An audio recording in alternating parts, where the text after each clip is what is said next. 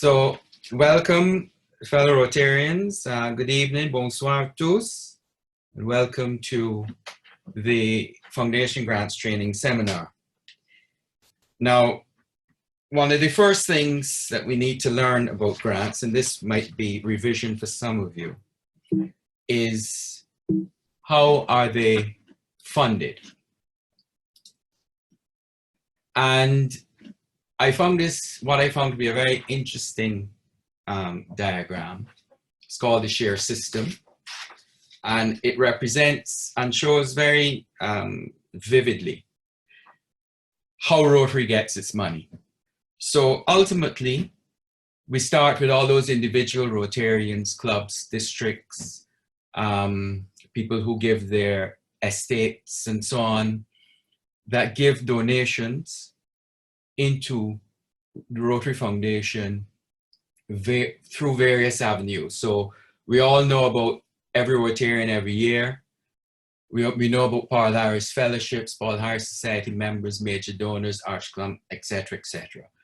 All dictated by the amounts that you actually donate. These funds will go into the annual fund is one fund that it goes into.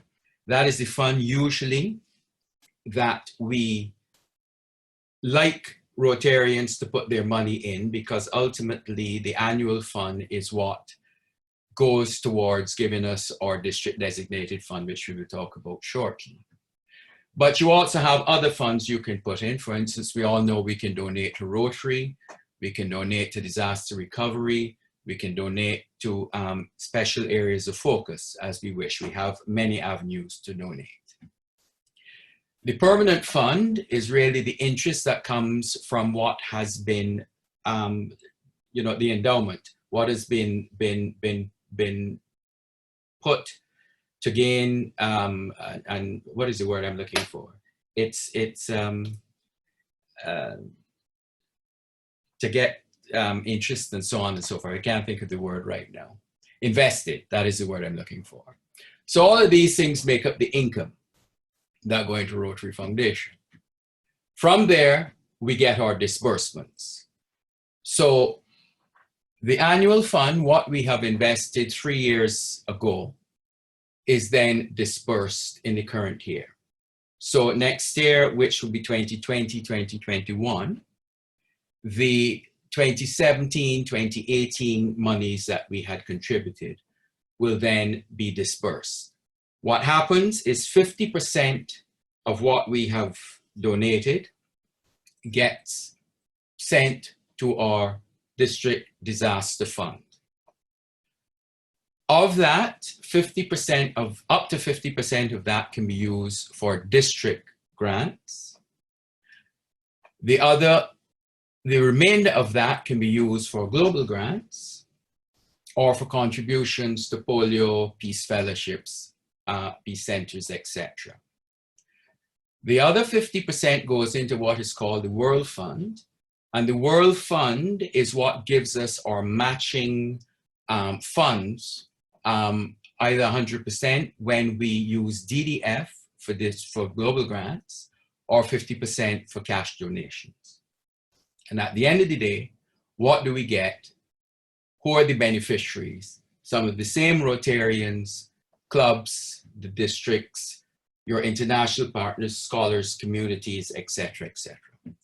So that essentially is what they call the share system. Now, the protocols are really relating to next year's grant applications. The first thing is, and you will get this package of the MOU, the grant form, and these protocols that will be sent to you in due course. So essentially the MOU must be signed by the 30th of June. Your club must have paid its RI and district dues. You are up to date on any previous grant reporting. This will reoccur again when we deal with the global grants. You would have contributed annually to the foundation over the last 3 years. We have not set any limit or any minimal amount. This is something that we have had in this district for some time, because we really wanted people to get to learn on how the grant system works, on being able to apply for district grants and global grants. And as I continue to say, you know, it is the best investment this side of heaven, because quite often you can maybe say your club has been able to invest, you know, contribute $1,000, but you may get $3,000 as a grant, simply because it is something that we think is worthy. At least one member of the club has attended a grants management seminar, and for those of you who are here, this will count as that attendance. The club must have reviewed or audited financial statements. We have included the word review because we realize that not all clubs are able necessarily to get audited statements, so we would expect that at least you would have someone that would be independent of your club that would review your financial statements, okay? The club has appointed a Rotary Foundation chair, again by the 30th of June, and reported it in my Rotary, and that you have assigned your foundation goals by the same date of 30th of June and put that into Rotary Club Central, okay? This applies as well to the global grants. So that is for both sets. Now, the district grants, by their nature, are really for smaller projects with short terms. They usually will not last that long. They will address the immediate needs of the community. We suggest, although it is not mandatory, but we suggest that you align them to the 6 areas of focus, simply because those 6 areas of focus provide an established framework on which to design a project. It also, as I say, it gives you a taste of when you go to do global grants, to, you know, what will be required. I will also say that I said it last year at PETS in Guadeloupe, that I think nowadays that clubs and people should also be looking to align themselves to these strategic development goals as well.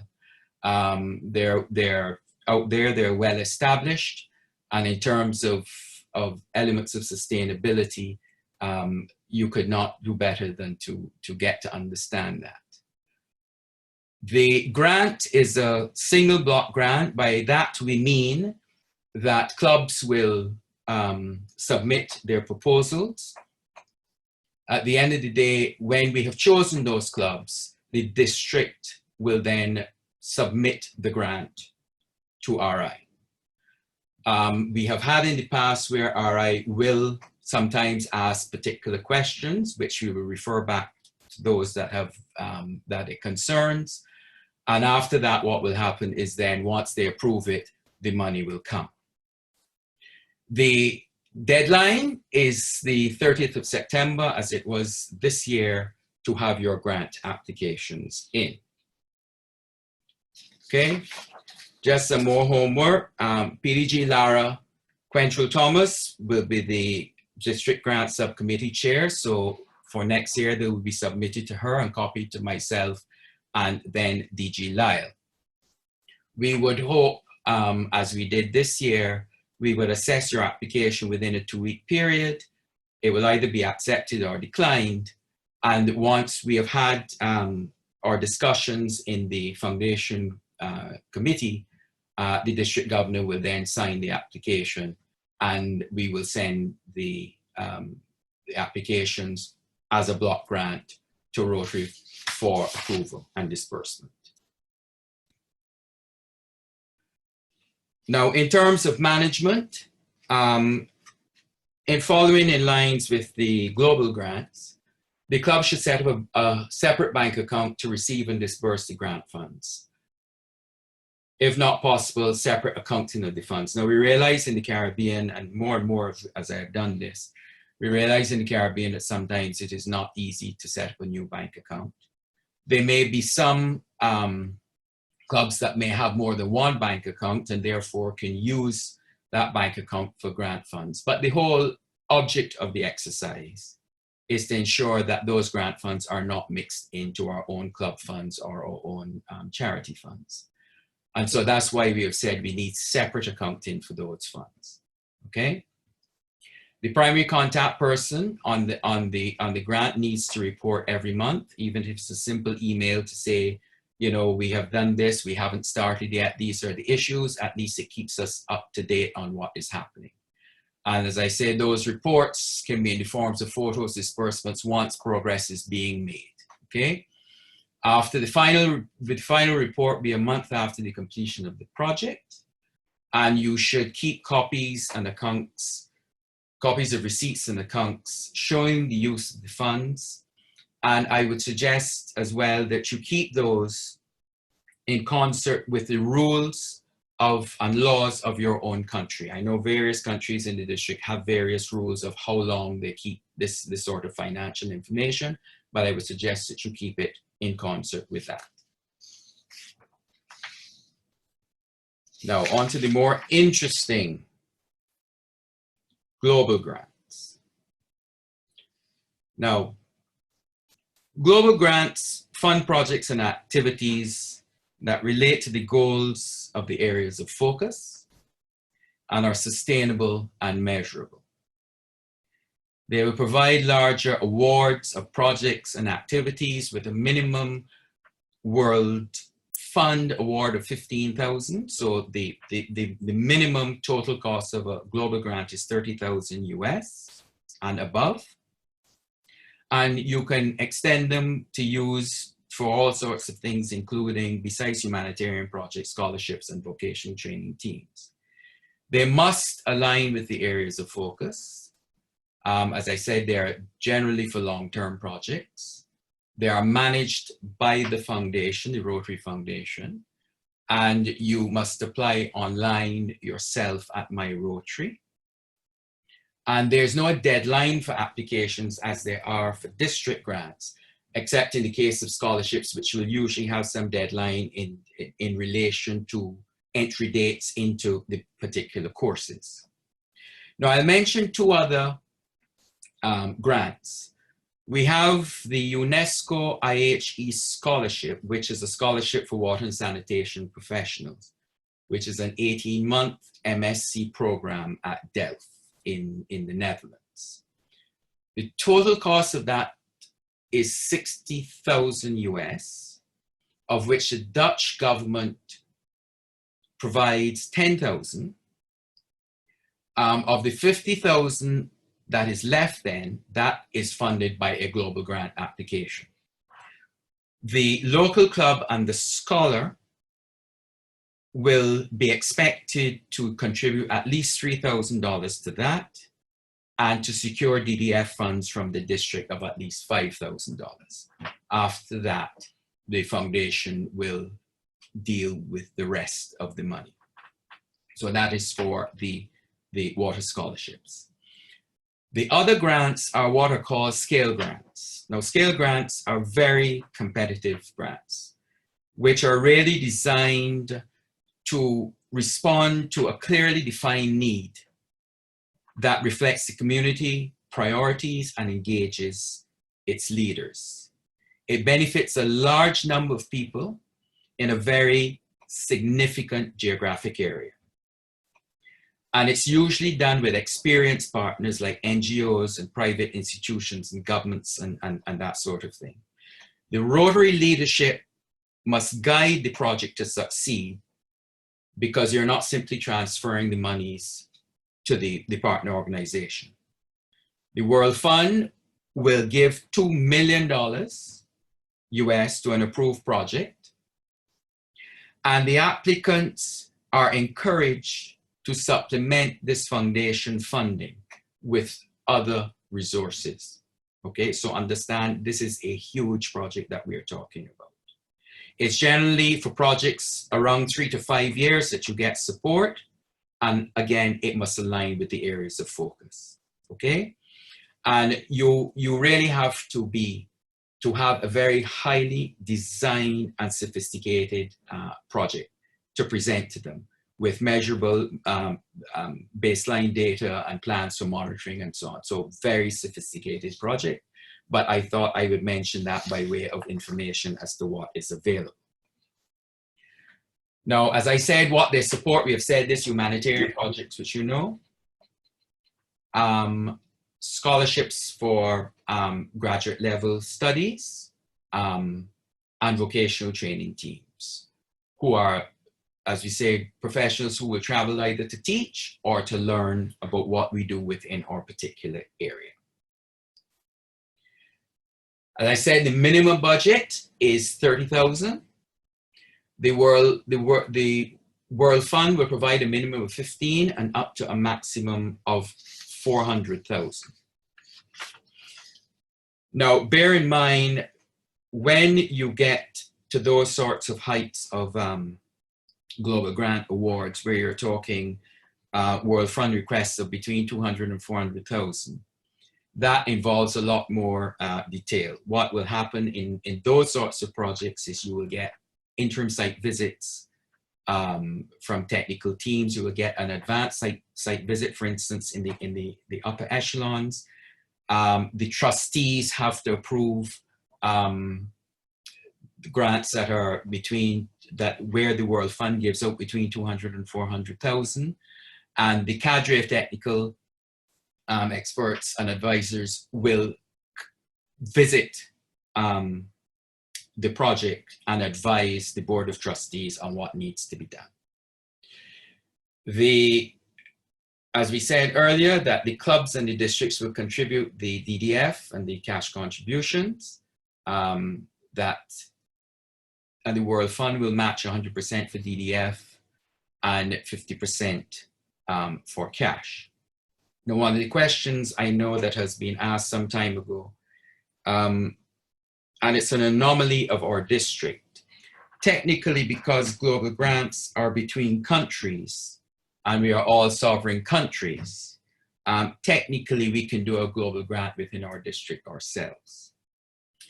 The caution I give you on that is then you do not get the use of DDF from international, other districts internationally.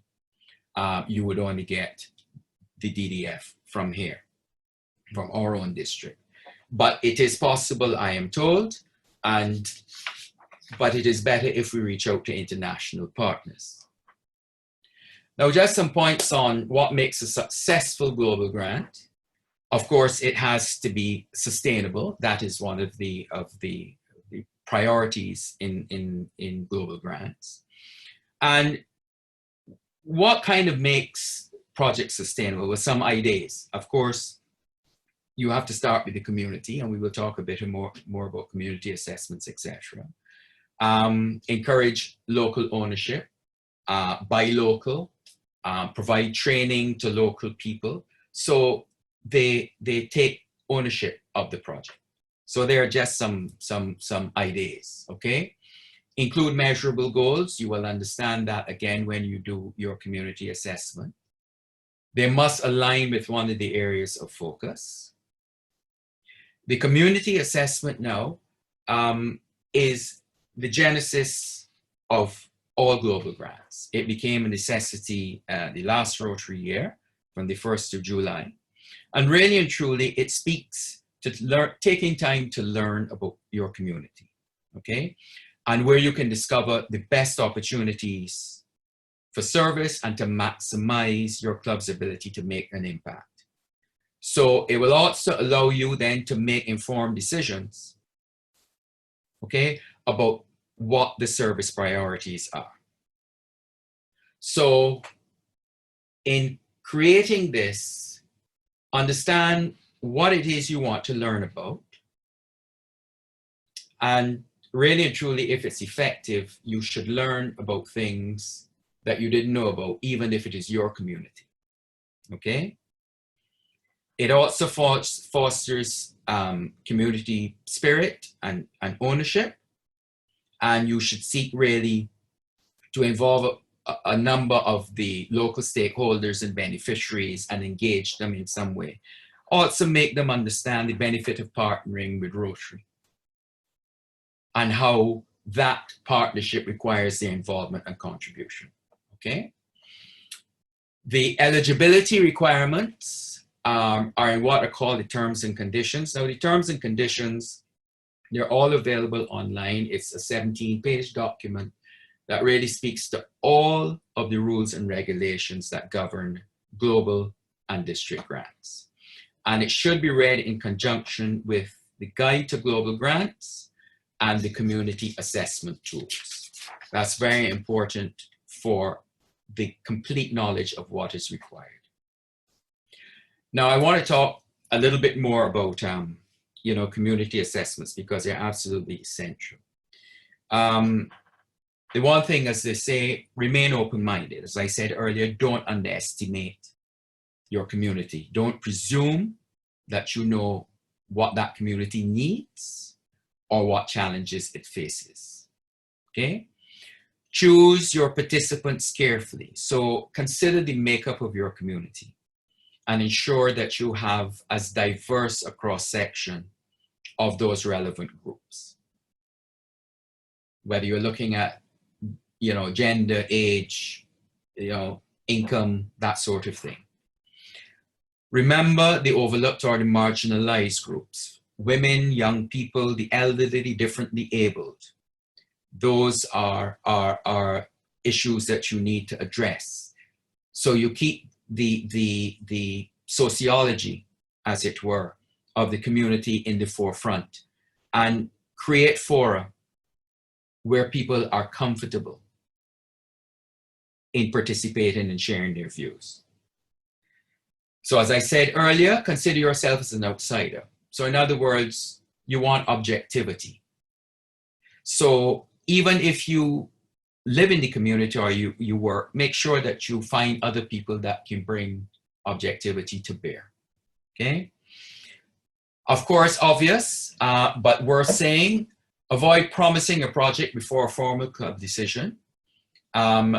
Not only a club decision, but remember, this is only the first stage in preparing your global grant. You have to get the approvals of the district and indeed the approval of RI before you even venture to declare that you have a project.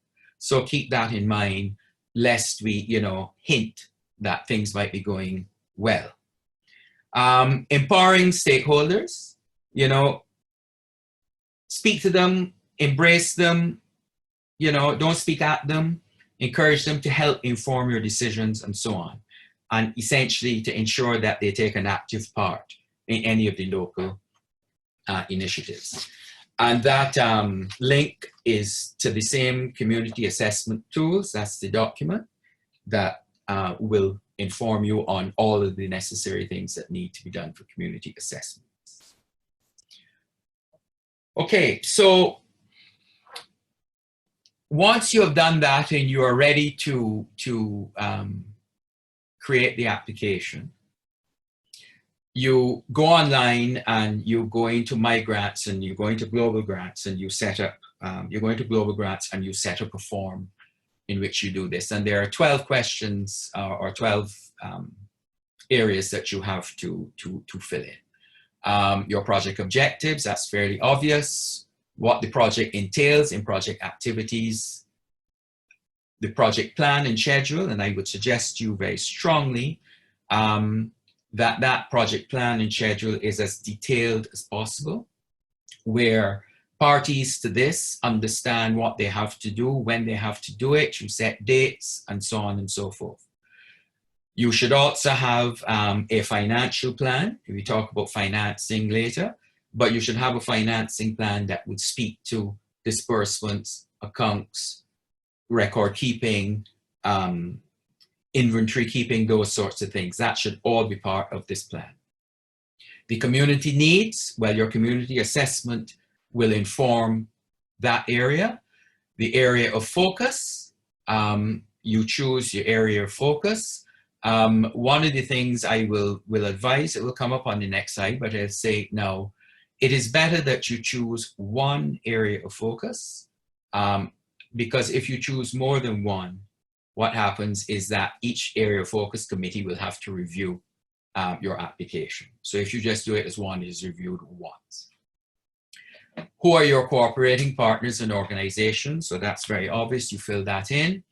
If your grant includes any travel, you need to state that and where the travel and why, etc.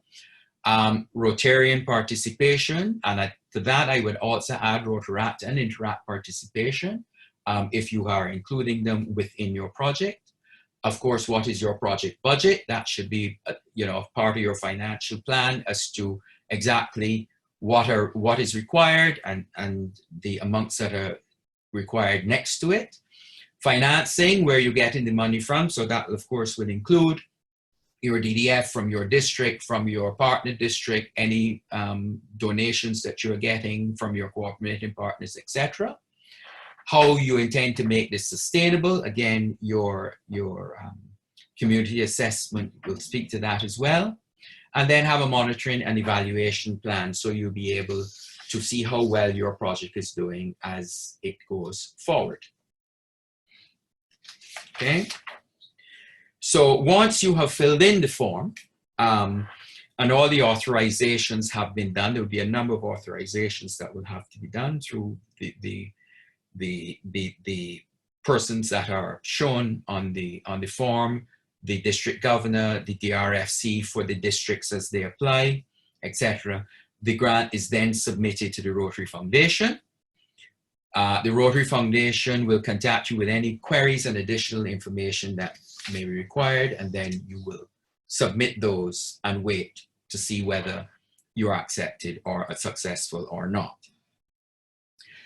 Now, in terms of reporting, there are reporting requirements. Now, you need, as we talked about earlier, monitoring. Monitoring is about collecting data, the continual process of collecting data, and using the measures and benchmarks that you have outlined in your grant application to track the progress of your project. Evaluating is assessing how well your project is achieving those objectives. So once you have those in place, what it helps you to do is to examine the strengths and the weaknesses, assessing the achievements in the short and long term, whether there are any issues, whether there's tweaking, how do you resolve those issues, and how you learn from them and adjust your report, your approach for the rest of the project. So it gives you that capacity to be able to tweak and learn, so at the end of the day, you have a successful project, okay? In terms of your reporting requirements now, what will happen is generally you will have a project report to complete 12 months after receiving your first grant payment, and every 12 months after that, so long as the project is still active, okay? Final reports are generally done 2 months after the project completion. Now, I want to talk about these dates, because what we find a lot of, certainly I've been doing this for a while, is there are names that clubs have submitted within the grant that really are the primary people that should be aware of the reporting requirements. If it goes over into another year and other people take over, sometimes this information is not passed on. Now, we get the information as well. What we tend to do is we send it to them and say, be advised that your report is due by such and such a date, and RI will send information as well.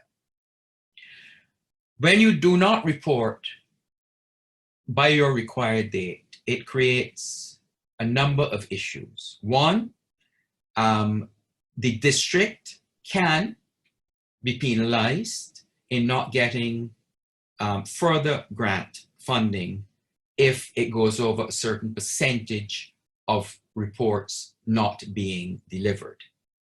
It can also risk club termination for those clubs who continue to default on reporting. So it is essential for all of, I'm speaking to all of those you who now currently have global grants, for those who are applying for the global grants, that you make sure that you note your report dates, okay? If you are if your sponsor, your international club, is the one that is doing most of the work, it is your responsibility to ensure that they keep to the reporting requirements, okay? So some quick points to remember, and these have been really from my tenure of doing grants in little tips, as it were. Now, when I talk about take ownership of your project, I want to make it clear that the District Foundation Committee is here to offer advice and whatever help they can. We are not here to fill out the grant application. The grant application is your project. You have to go through the steps and you have to complete it. In terms of international partnerships, I suggest that you find partners who are interested in working with you, get to know them, get to find common interest. Those of you that go to Rotary conventions, that is an excellent place to meet international partners. Even through your own business and your business contacts globally, you may be able to meet partners. So try and spread your tentacles, as it were, to find these partners who are interested in projects that you may wish to do. The foundation committee, I put that there, as I said, as a note to make clubs aware that you need to let the foundation committee know that you are entering global grants, particularly if, as I said, the international partners are really the main people involved. Because what happens, particularly when they're reporting issues, and all of a sudden we get a note from RI to say that, oh, you know, your club, one of your clubs is in this grant and they have reporting issues and it creates problems for the district. Sometimes we don't know that that club is there. So we ask you really to, as a matter of courtesy, to let us know what grants you are being involved in, because sometimes we may not have to authorize because we are not necessarily putting in any DDF. Okay. Available expertise. Now, this is something I think sometimes that clubs perhaps are daunted by the whole process of, you know, doing a community assessment, filling out all of these forms, and quite often people tend to shy away from it. A few suggestions. Confer with clubs and Rotarians that have done global grants before, okay? Those who have expertise in a particular area that your project encompasses. That's an obvious thing, okay? Rotary action groups, okay? That are related to your projects. Now, Rotary action groups are Rotarians or non-Rotarians that are either experts in the field or they're just, you know, passionate about that topic. And they can help to collaborate with clubs and districts on service projects by offering their expertise, support project planning and implementation, helping find partners, funding, other resources, okay? They can also help you do community assessments. They can help you prepare your grant applications. So they are a very resourceful group of people, okay? We have Rotary Grants officers who can advise you on project design. You have the area of focus staff people who can help you craft grant eligible project plans. There's also an area of focus brochure that is very comprehensive in letting you understand exactly what each area of focus will encompass, okay? The cadre of technical advisors, which I talked about, can offer technical expertise. And as I said, in the larger grants, they will come out to look at the project at any rate. Under the area of focus, I said that earlier, is just make sure, if possible, that you just use one area of focus. In terms of financial management, remember, you need a separate bank account for these global grants funds. That is what you sign on to when you sign the agreement, okay? Which is used solely for receiving and dispersing these grant funds. Follow your local laws. Make sure that your financial plan is used and kept up to date, and it will also help facilitate your reporting requirements for the foundation. This little sketch here is just currently where we are in terms of global grants. Right now we have 12 in draft. In other words, when you have not completed and all the authorizations have not been done, it remains as a draft. As a matter of fact, from this evening, it was 2 authorizations. It is now 1, and 1 submitted because we did all the authorizations for one that was awaiting signatures. And so that will now go into the submitted column. And we have 15 grants that are currently approved. So that's quite good for this district. Now, in this particular time, and I'm sure you all are eagerly awaiting to hear about COVID-19, I've done a few slides. I know of recent, there has been information from Rotary International on grant options in response to COVID-19. Now, there are 3 options, basically. A district grant, in which basically what Rotary International have said is if there are available funds, if districts have available district grant funds, then they can be used for COVID-19. As we speak, we have no grant funds left. They have all been dispersed. Okay, so that is not an option as we speak. The second option is the Rotary Disaster Response Fund. Now, the Rotary Disaster Response Fund was created really for natural disasters. The foundation had initially put in $1 million into the fund. It subsequently, earlier, quite recently, increased it to $3 million. The disaster response grant is a grant that is given to districts, and it is up to $25,000 US. Now, in consultation with the district governor, we have decided that we will invite clubs to send in applications for COVID-19 related projects, which we will seek to put under the disaster response grant avenue. We would want, if we are going to apply for it, to apply for the full amount of $25,000. The deadline for those applications is the 30th of April, which will give us the opportunity to review and get the application in as soon as possible.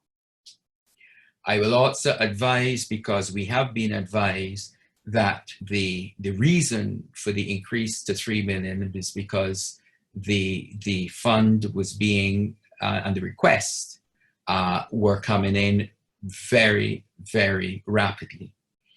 And so they had to increase it. So hence the short time in which for you to apply and send in your request.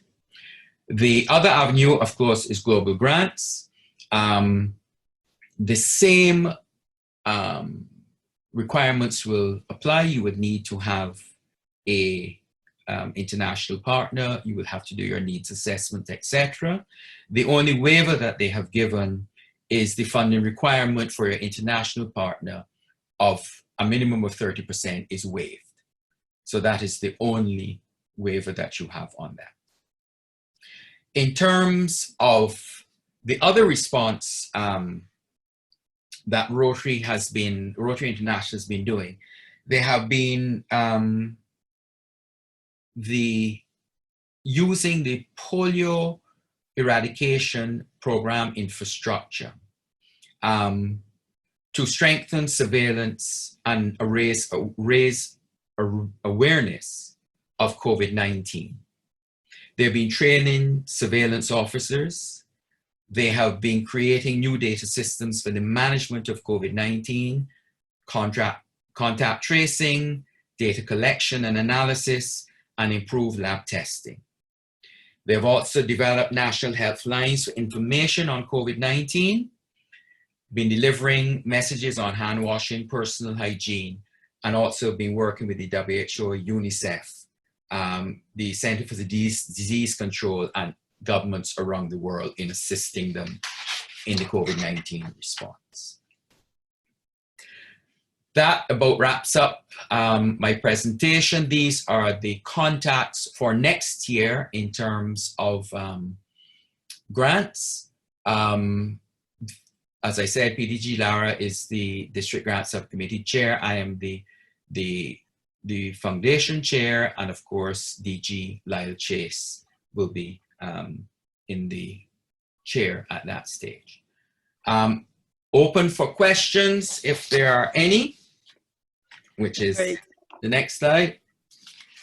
Thank you so much, Milton. It's quite a bit of information. Yes. I think that you have shared with us this evening. I know that there is a big fear factor in applying for district as well as global grants. It could be that individuals are afraid of the reporting requirements. And I remembered when PDG Lara did her session 2 weeks ago, she did mention that find somebody in the club who has that skill, writing skills or writing projects. Yes. And so you can utilize those skills. Mm-hmm. So thank you. I do have some questions that were actually sent in. Yes. One of the questions you actually answered, because there was a question from Lisa who asks about the restrictions in terms of partnering with our district. So it is a possibility that we can partner with a club in our district in a global grant capacity. But as you mentioned, the district designated funds from another area would not be given to us, just Correct. our own. All right, and a question from Lisa, in terms of the global grant, is it possible, or what implications it would be for the club and the district if an approved global grant has not been completed or was not completed in line with initial proposal? What are some of the implications? Could it be repurposed? How can that be managed after? Any changes to what has been submitted has to get the approval of RI.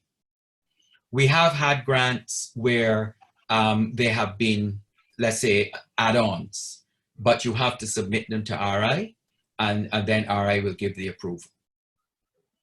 You can't just change them on your own. Remember, you've signed a contract ultimately with RI that you're going to do X, Y, and Z. So you have to ensure financial transparency and propriety. So any changes, you will have to get their permission. All right. Barbara is asking a question about the district grants. She's saying that with all the grants disbursed, does it mean that there's no opportunity for any more district grants currently?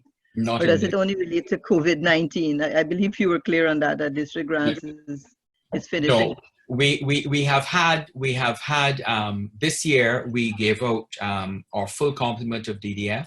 As I said to you, it's up to 50%. We gave out our full complement to 6 district grants. So there are no funds available for district grants in this year. Once the new year starts, then that's a different issue. Right. I have a question from Abraham.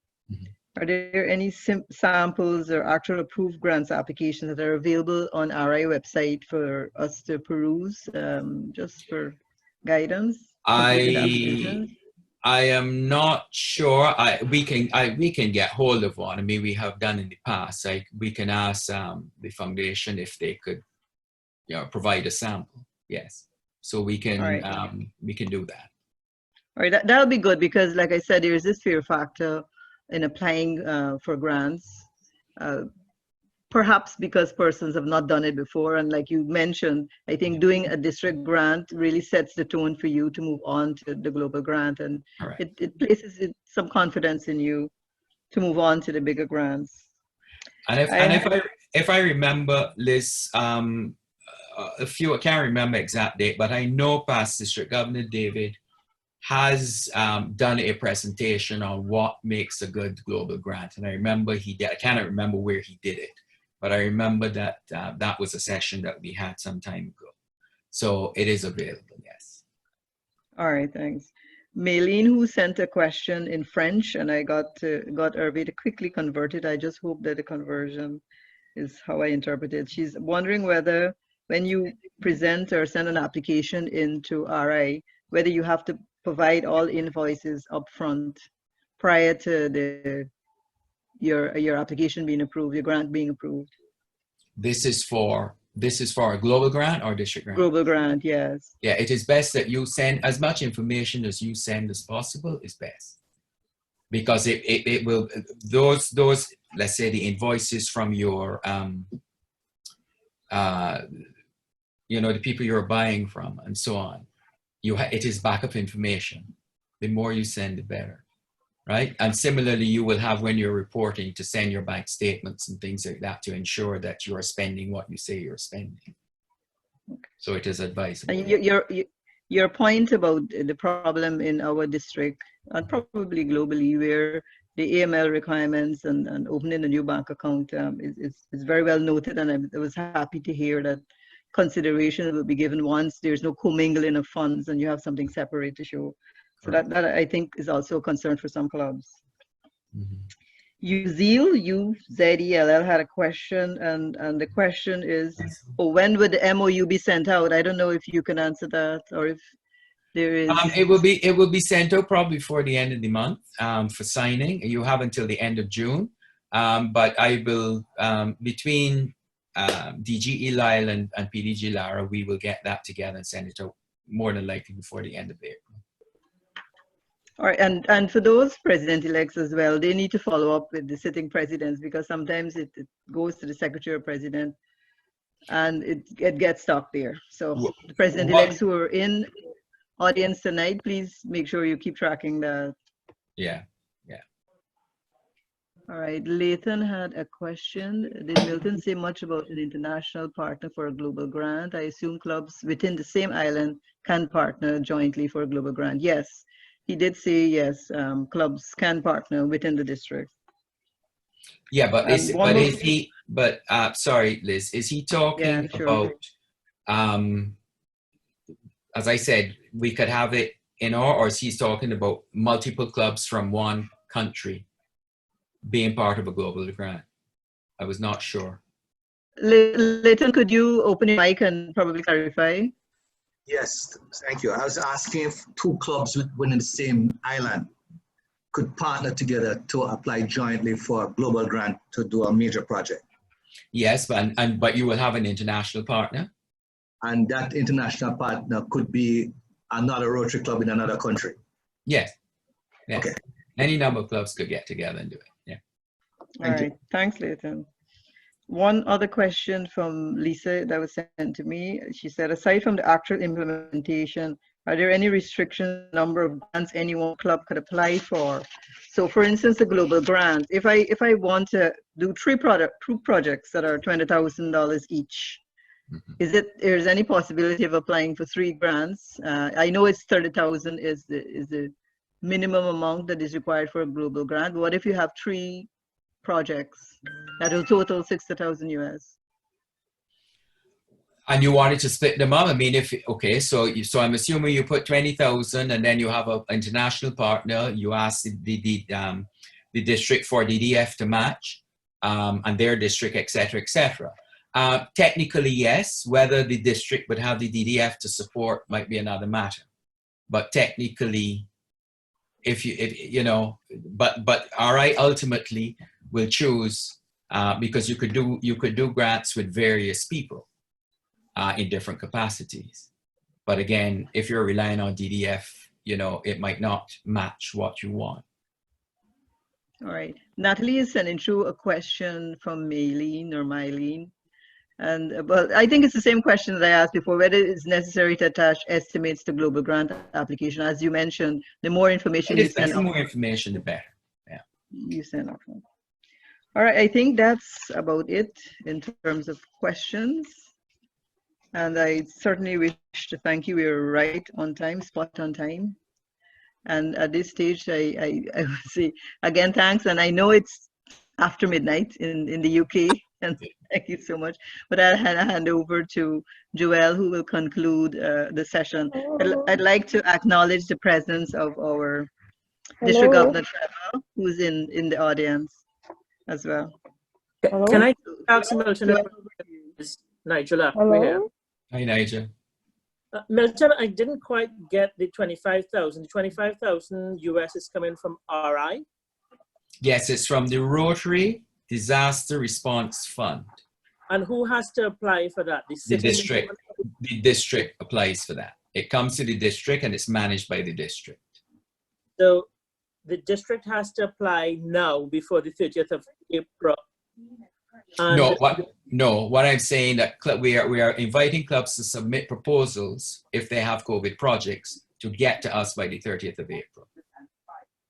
okay, but the district applies to RI for that money. Correct. Okay, thank you. Okay. All right, Joelle, over to you. Hello? Hello? Hi. Oh, Hi, Joel. Joelle, the frame is yours. Oui, non. Bonsoir à tous. Donc, avant toute chose, je suis Joël Foncillonne, donc du Rotary de Rémire. Donc, il faut surtout ne pas oublier de remplir le sondage. Le lien va être affiché à l'écran. Donc, c'est important pour nous que vous puissiez. C'est important pour nous que vous puissiez remplir ce sondage. Ensuite, je veux remercier le PDG Milton pour cette présentation, une très belle présentation qui où il a beaucoup insisté sur le share system, ce système de partage qui permet de financer les fonds du district, notamment à travers les fonds annuels. Il a aussi beaucoup insisté sur l'éligibilité. Il faut qu'on fasse que les présidents élects fassent très attention à cela pour pouvoir prétendre à ces subventions de district. Et notamment cette date limite pour pouvoir déposer les demandes sur les fonds du district au 30 septembre. Il nous a aussi présenté la subvention mondiale, notamment en insistant sur le fait qu'on doit prendre en compte les 6 axes du Rotary, que pour pouvoir prétendre à ces subventions, il est très important d'associer la communauté. C'est sûrement un des éléments principaux de la subvention de district, associer la communauté. L'autre chose importante, c'est de respecter les dates de remise des rapports, car cela peut avoir des conséquences très importantes sur le district et sur le club. Et enfin, il nous a présenté les possibilités sur le Covid-19. Donc, je réitère notre demande de remplir le sondage. Je veux aussi remercier la secrétaire de district, Léa, qui a été une ressource inestimable. Donc, depuis la prise en compte de l'enquête, l'envoi, les rappels, et son souci du détail a permis que nous fassions de très bonnes sessions. Merci bien sûr à Sean Paddy et au DJ Elect Lyle de nous avoir aidés avec la plateforme Zoom et de nous aider à chacune des réunions. Merci au PDG Hervé, qui est le président de la commission de formation, à Vicky et à Nathalie qui ont d'avoir réservé du temps pour pouvoir traduire en français et en anglais simultanément. Ça n'a pas toujours été simple, donc merci à elle. Merci à Lise aussi, qui a été un personnage central pour le déroulement de l'ensemble de nos réunions. Et un grand merci à notre comité de formation du district 2019-2020 pour les efforts pour y arriver. Nous espérons avoir donné le ton pour une formation future, non seulement lors de la conférence, mais tout au long de l'année rotarienne. Et donc, pour pouvoir finir, merci aussi au district gouverneur Trevor, à qui je passe la parole dès maintenant. Merci et bonne soirée.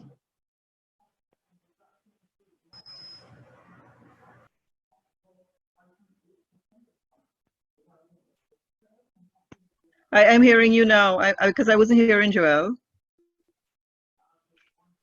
Yes, I'm hearing you clearly now.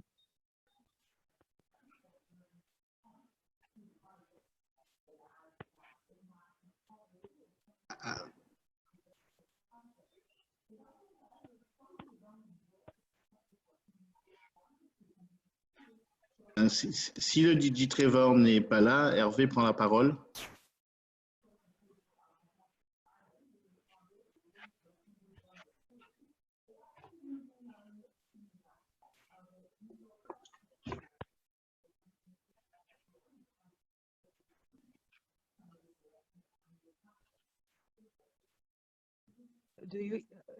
Good evening, everybody.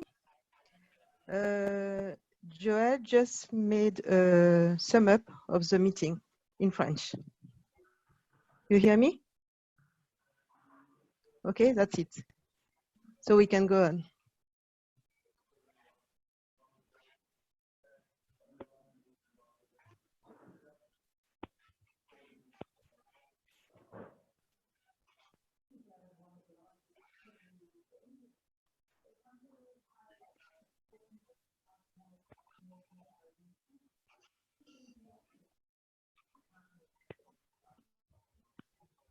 Thank you, PDG Hervé. Good evening, all. I just very briefly want to thank PDG Milton, the District Foundation Chair, for such a very elucidating presentation this evening. I want to say that we owe PDG Milton a debt of gratitude, I should say. Because he's been on video conferences all day, and it's now after midnight, after 1 o'clock, in fact, in the about 1 o'clock in the UK. So I know it's been a very long day for him, and he must be extremely tired. So I wouldn't want to keep him any longer than we already have. But this session, I think, was very useful, and I think it has put or it should have put the officers, especially the incoming ones, who will be responsible for the grants in the coming year, in a much better position to know what they could look forward to and how they could actually go about in attracting grants both at the district level and the global level. I wanted to mention that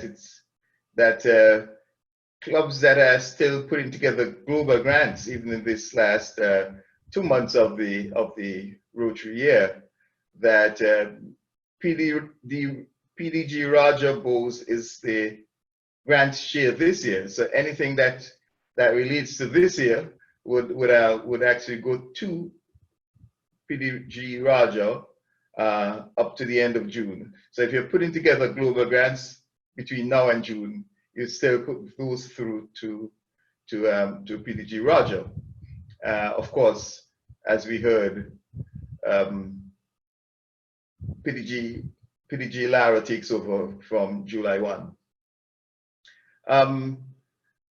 Number of clubs, and I'm happy to see a number of clubs are interested in COVID-19 related grants, and we hope we could put together something from the district that would access some of those funds. It's a tall order. It's not that a pool of funds is there sitting waiting for us. We have to compete with the other 530 districts across the globe for these funds. But I guess if our projects are good enough, we may be able to get some of those.